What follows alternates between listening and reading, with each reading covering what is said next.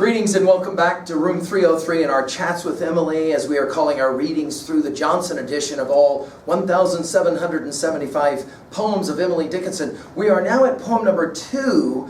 This one is called There Is Another Sky. Of course, again, Emily did not title her poem, so we just use these first lines as our reference point, and then in the Johnson edition the numbers.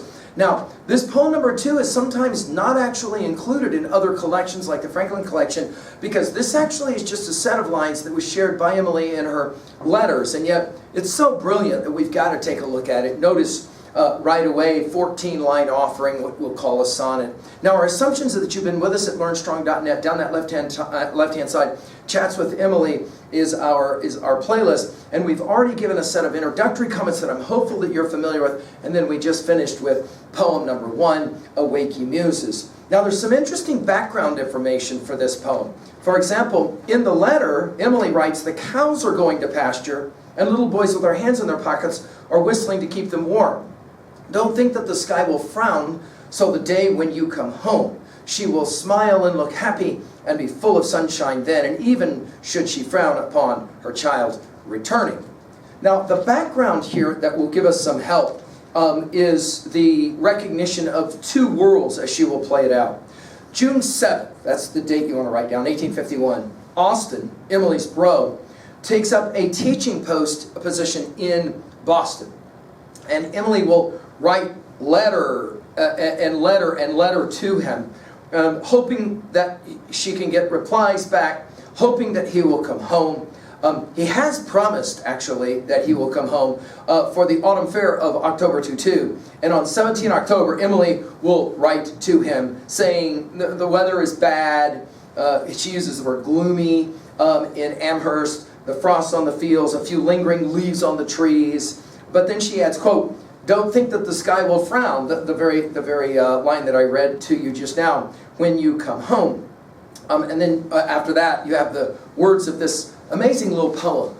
And right away, I want to point out the things that Emily does in this poem that's so remarkable. Let's enjoy the poem and notice her two-world construction.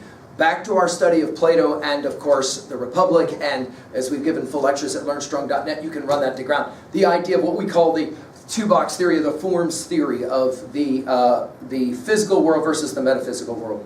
She says it this way: "There is another sky, ever serene and fair."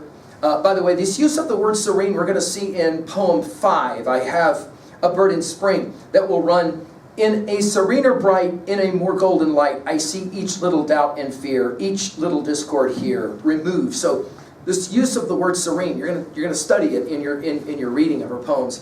There is another sky, ever serene and fair, and there is another sunshine, though it be darkness there. Probably the there here is Boston, right? Never mind faded forests, Austin. She'll now use the name of her bro. And again, notice the stacking of the F word, faded forests.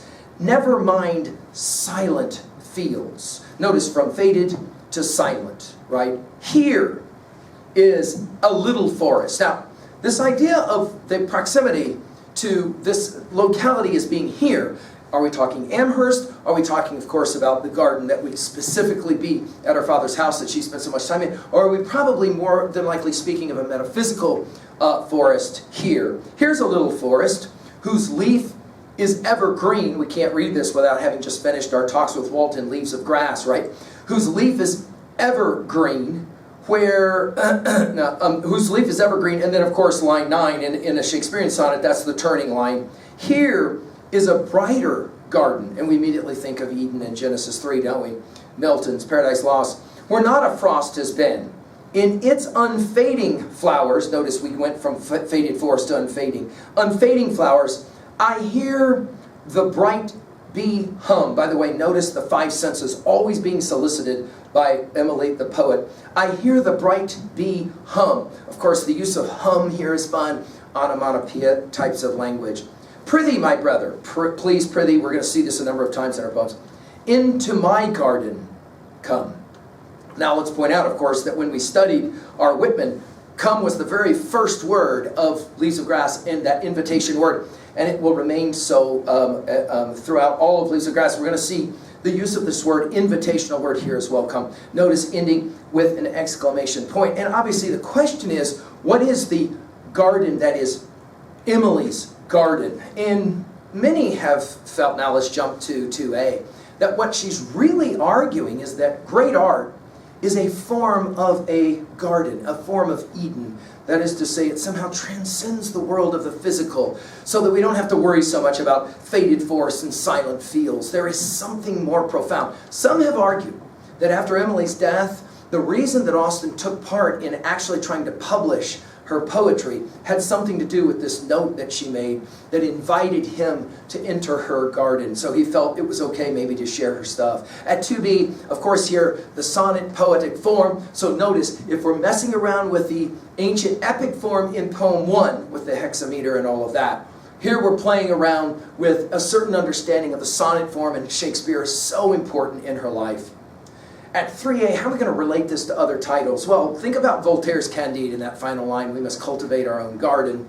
Kipling's A Child's Garden, and Larkin's poetry of Departure's work. I mentioned Milton and Paradise Lost, and the idea that the garden is somehow damaged or ruined in the end. They have to leave hand in hand at the end. We've given full lectures on it at learnstrong.net. And of course, Plato's Republic does come to mind, especially book 7. You can run to ground our comments there. Finally, at 3b, how are we going to own a set of lines like this? Well, it's an interesting question. What is the garden that you can escape to that allows you to have forever unfading flowers? I'm hopeful that maybe it will be Emily's stuff that will be that garden for you. How cool would that be? Come back for poem 3. Thank you.